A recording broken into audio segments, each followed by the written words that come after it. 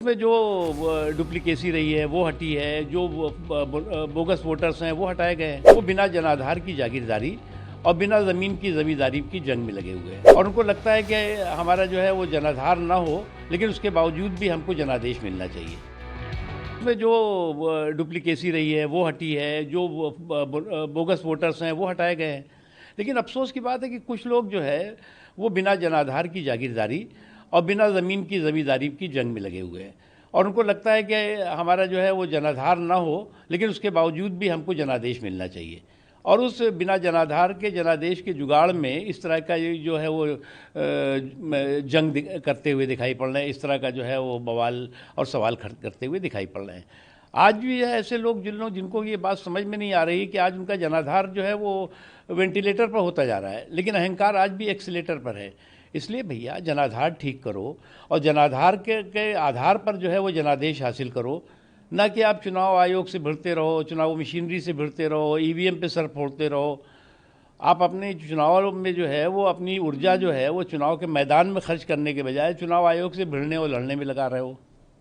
Sir, Bareilly में I love तंजीम को गिरफ्तार किया है। हालांकि विपक्षी दलों के कुछ नेता वहां जाना चाहते थे, उनको भी हाउस अरेस्ट किया गया है। तमाम चीजें ये डेवलपमेंट हो रही है। देखो, सांप्रदायिकता के साजिशी सिंडिकेट जो है वो जो इस तरह का जो हाहाकार हंगामा और हुड़दंग करके आस्था के नाम पर अराजकता और उद्दंडता के ज़रिए जो है वो समाज के सौहार्द के ताने बाने को हाईजैक करने का षड्यंत्र और साजिश कर रहे हैं, वो सफल नहीं होंगे।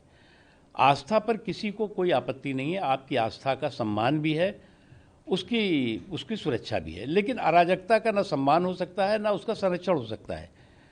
अब कुछ लोग चाहते हैं कि लव के नाम पर हेट के हारर हंगामा करते रहें, हारर शोर करते रहें और उसको संरक्षण मिलता रहे, उसको सुरक्षा मिलती रहे। ऐसे लोगों के बारे में समाज के सभी लोगों को ये समझना चाहिए कि इन लोगों की मकसद और मंशा इस तरह के सांप्रदायिकता के साजिशी सिंडिकेट की मकसद मंशा है कि जंग में कत्ल सिपाही होंगे, सुरखरू ज़िल्ले इलाही होंगे।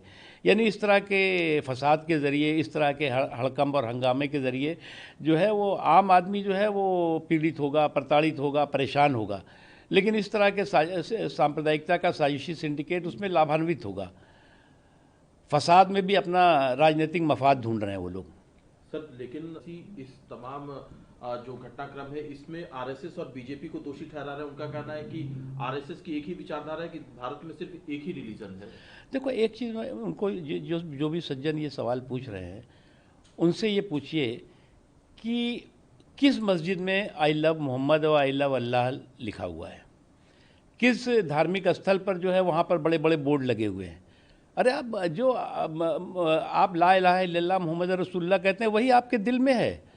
आप जो है वो जो है आस्था के नाम पर उद्दंडता और अराजकता नहीं कर सकते आप। और आप दूसरे समाज के लोगों को अगर चिढ़ाने की दृष्टि से करेंगे और कहेंगे जी ये हमारा तो संवैधानिक अधिकार है कि हम चिढ़ाएंगे भी, हम तुम्हारे धार्मिक जो आयोजन होंगे उसमें हम विघ्न भी डालेंगे, तो ये ठीक नहीं है।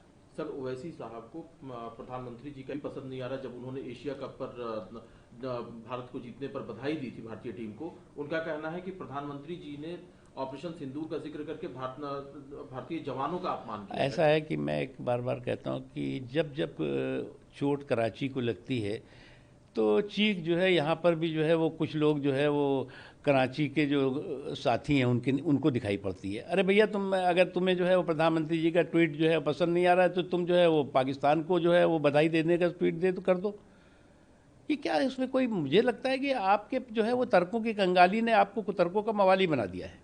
सर, आरएसएस शताब्दी वर्ष मनाने कार्यक्रम हो रहे हैं, डाक टिकट जारी किया जा रहा है, प्रधानमंत्री जी भी शामिल हो रहे हैं, क्या कहना है? देखिए, दशकों से राष्ट्रीय स्वयंसेवक संघ जो है वो उसके खिलाफ जो दुष्टतापूर्ण दुष्प्रचार था, दुराग्रह था, उसको दरकिनार करके राष्ट्र निर्माण की दिशा में बिना रुके हुए, बिना थके हुए उसने काम किया। और मैं मानता हूं कि राष्ट्रीय स्वयंसेवक संघ जो अगर राजनीतिक असहिष्णुता का सबसे बड़ा कोई संगठन शिकार रहा है तो वो रहा है। इसके बावजूद भी उन्होंने जो है वो इन तमाम तरह के असहिष्णुता, स्पृश्यता के बावजूद भी वो जो है वो आज पूरी दुनिया का एक स्वीकार्य संगठन है। और इसलिए है कि उन्होंने राष्ट्र निर्माण के लिए और इंसानियत को ध्यान में रख करके काम किया है। इसलिए जो है वो पूरा देश इस बात के लिए गर्वान्वित है। सर बस एक आखिरी सवाल है। मंत्री पी चिदम्बरम साहब ने कल एक इंटरव्यू में जो खुलासा किया था कि 26/11 के हमलों के बाद उनकी राय थी कि पाकिस्तान पर हमला होना चाहिए, लेकिन विदेशी दबाव था और सरकार के ऊपर दबाव था, जिसकी वजह से ये पाकिस्तान के खिलाफ कोई कार्रवाई नहीं हुई। देखो एक चीज़ आपको देखना होगा कि ये लोग वो लोग हैं जो लोग कि चाहे संसद हो, संसद के बाहर हो, वो इस सरकार को जो है वो घिरने की कोशिश करते रहते हैं। और इनको ये ना इतिहास मालूम है ना भूगोल मालूम है कि अटल जी की जब सरकार थी उन्होंने पोखरण किया तो अमेरिका जो है वो पाकिस्तान को बुला रहा था और बुला करके वो उनको जो है वो अपने साथ बैठाल के और हिंदुस्तान को ही बुलाया था। अटल जी ने जाने से मना कर दिया। उसी तरह से मोदी जी ने राष्ट्रीय सुरक्षा, राष्ट्रीय हितों को सर्वोपरि रख करके निर्णय किए, फैसले किए। उन्होंने ऑपरेशन सिंदूर किया तो किसी देश से पूछ करके नहीं किया, किसी देश से इजाज़त लेके नहीं किया। उन्होंने जो है वो घुस घुस करके जल्लादी जालिमों के जुर्म और जुल्म को ज़मींदोज़ किया है, जो उन्होंने जन्मांतर याद रहने वाला ज़ख्म दिया है। तो आज फिर से जो है वो कांग्रेस की जो है वो कलई खुली है और ख़ुद उनके ही लोगों ने खोली है।